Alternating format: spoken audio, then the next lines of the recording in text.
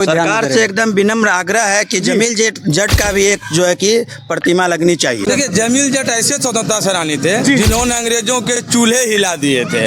और हम लोग जो यहाँ है, ये जमील जट का गांव है। और आज इन्हीं स्वतंत्रता सेनानियों के कारण आज हम लोग जो है कि देश में आज़ादी के रह रहे हैं।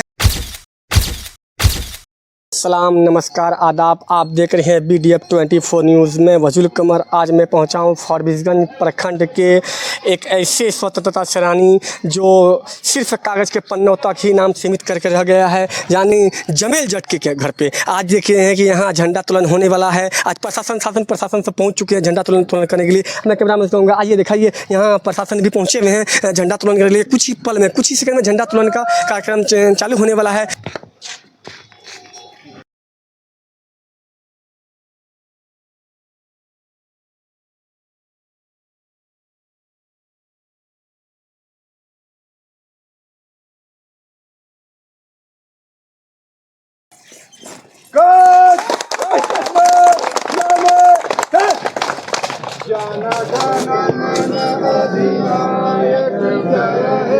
भारत भाग्य विधाता, पंजाब सिंध गुजरात मराठा, द्रविड़ उत्कल गंगा, विंध्य हिमाचल यमुना गंगा, उज्जल जलधि तरंगा।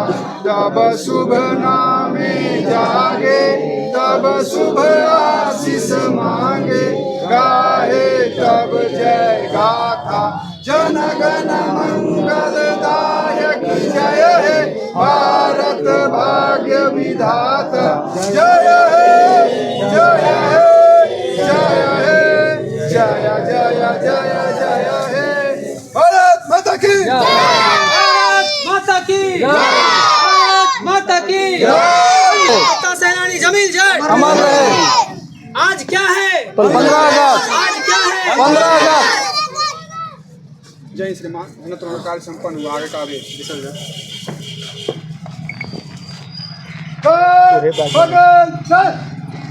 लेकिन मैं कुछ जिम्मेदारान लोग से पूछना चाहता हूँ। सर, क्या नाम आपका? सर, मेरा नाम मनोज कुमार गुप्ता। मनोज कुमार गुप्ता। सर, यहाँ पे जो आए थे, यहाँ कौन सा जगह है ये मदारगंज पड़ता है, वार्ड नंबर 15 है ना? 12। अच्छा, वार्ड नंबर 12 जी। ये हमारे फ्रीडम फाइटर स्वतंत्रता सेनानी थे जमील जट जी जी। आज उनके यहाँ भी हम लोग हर साल आते हैं, यहाँ भी झंडा तोलन करते हैं। और हमारे थाना अध्यक्ष का भी बहुत धन्यवाद है, जी जी। उन्होंने भी अपना कीमती समय निकाल कर यहाँ पे आए झंडा तोलन में। जी जी। और बहुत खुशी की बात होती है कि लोग अपने जो है कि स्वतंत्रता सेनानी को भूल जाते हैं। जी जी। आज 15 अगस्त 1947 को हमारा देश आज़ाद हुआ था। जी जी। और आज इन्हीं स्वतंत्रता सेनानियों के कारण आज हम लोग जो है कि देश में आज़ादी के रह रहे हैं। तो आज ये लोग फ्रीडम फाइटर थे, स्वतंत्रता सेनानी थे।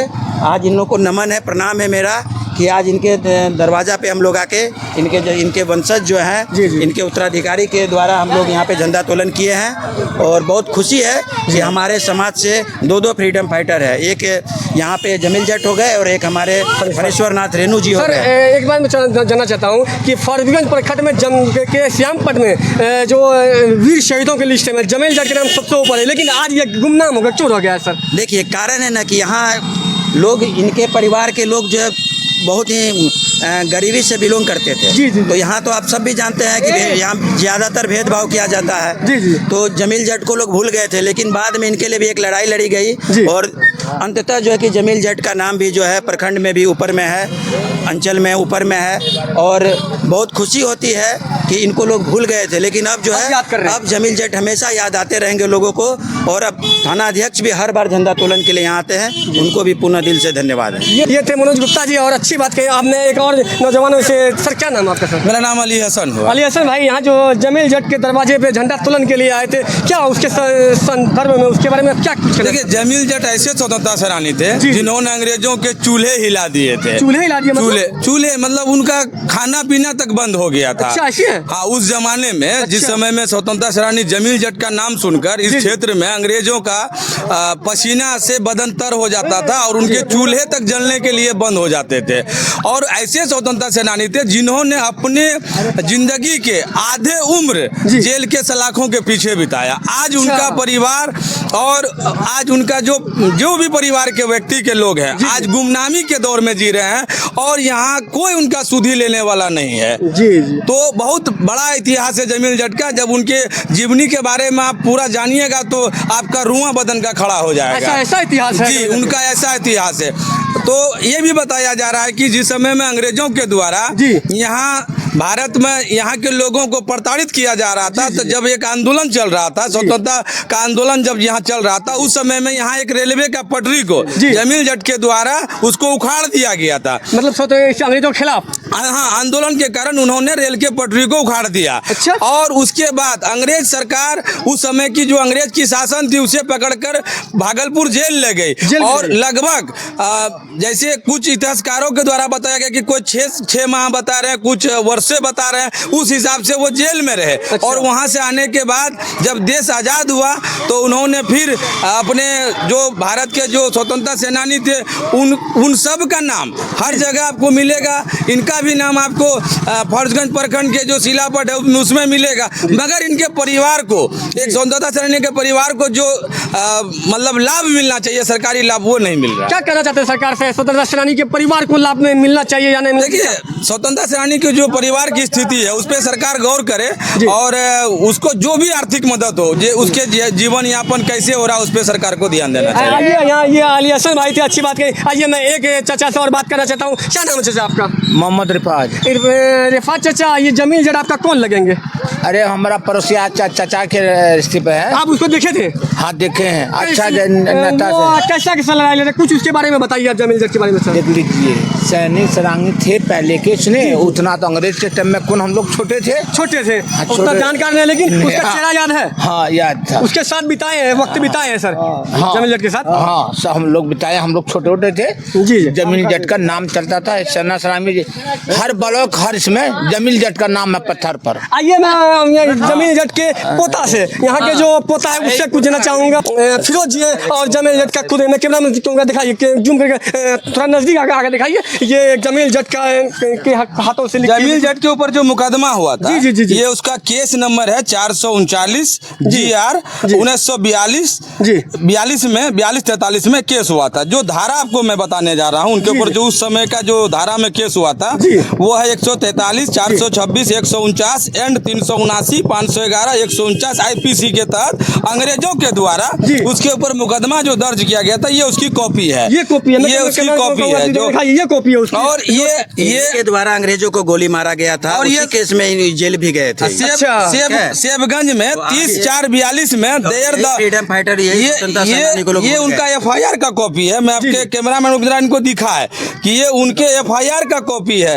ये उनके ऊपर जब मुकदमा हुआ था उस समय का, ये 42 में उनके ऊपर केस हुआ था, सन 1942 जी, सन 1942 में। आप देखिए यहाँ पे लिखा होगा केस नंबर 439 GR 1942 43, ठीक है ना। अब आप देखिएगा इसमें जो धारा हुआ था US 143, 426, 149 एंड 379, 511, 149 के IPC के तहत उनके ऊपर मुकदमा दर्ज कर उनको ये जमील जट जी ये जमील जट के ऊपर जो FIR उसकी कॉपी है, उनको जेल भेजा गया था। 6 महीना जेल में रहे। आपका क्या नाम भाई? हमारा नाम मोहम्मद फिरोज आलम। आप जमील जट के कौन है? पोता आप खास पोता है? खास पोता। क्या कहना चाहते हैं जमील जट की गुमनाम जिंदगी क्यों? जमील जट को देखिए, हम सारे MP विधायक सबको चिट्ठी भी दिया है, तो कोई भी आज तक जांच में इसका नहीं आया कि इसका क्या है, क्या स्थिति है, क्या चीज को इसको देखना। हम सिलापट के बारे में भी बोले, सिमराह में बनना चाहिए। इंजीनियर कॉलेज के बारे में भी दिए थे, हमारा इंजीनियर कॉलेज में चिट्ठी दिए कि वहाँ सिलापट लगना चाहिए इसका अंदर में, जहाँ पर झंडा फहराया जाता है। वो विभाग से चिट्ठी बोले, पटना भेज दिया, कम साल भर हो गया, वहाँ भी कुछ भी नहीं हुआ। मतलब सरकार ध्यान नहीं दे रही है, कोई इस पर कोई सरकार से एकदम विनम्र आग्रह है कि जमील जट का भी एक जो है कि प्रतिमा लगनी चाहिए सिमराह में, ताकि लोग को पता चले। जिस तरह फणीश्वर नाथ रेणु की आदमकद प्रतिमा लगी हुई है, उसी तरह जमील जट का भी एक प्रतिमा लगनी चाहिए। देखिए, यहाँ के सब लोगों का, यहाँ के जनता का, यहाँ के पब्लिक का कहना है कि वो जमील जट जो अंग्रेजों के खिलाफ जेल रहे, वो जमील जट जो अंग्रेजों के खिलाफ कभी अपना तन मन धन सब कुर्बान किए, आज वो जमील जट के नाम और जमील जट का नाम और जमील जट के वंशज गुमनाम की ज़िंदगी जी रहे हैं। और यहाँ सबका कहना है कि जमील जट का एक प्रतिमा सिमराहा के अंदर लगनी चाहिए और उसका भी क्या कहता है कि उसके वंशज जो है, उसके पोता, ये जो का ये पोता है वंशज है, उसको भी कुछ मुआवजा मिलना चाहिए। आप देखते रहिए BDF 24 न्यूज़। मैं वजूद कमर। इस वीडियो को ज़्यादा से ज़्यादा शेयर कीजिए ताकि जमील जट का नाम सरकार के कानों तक पहुँचे और वो सरकार इस पर सुनने का आग्रह करे और कुछ मुआवजा देने का कष्ट करे। शुक्रिया।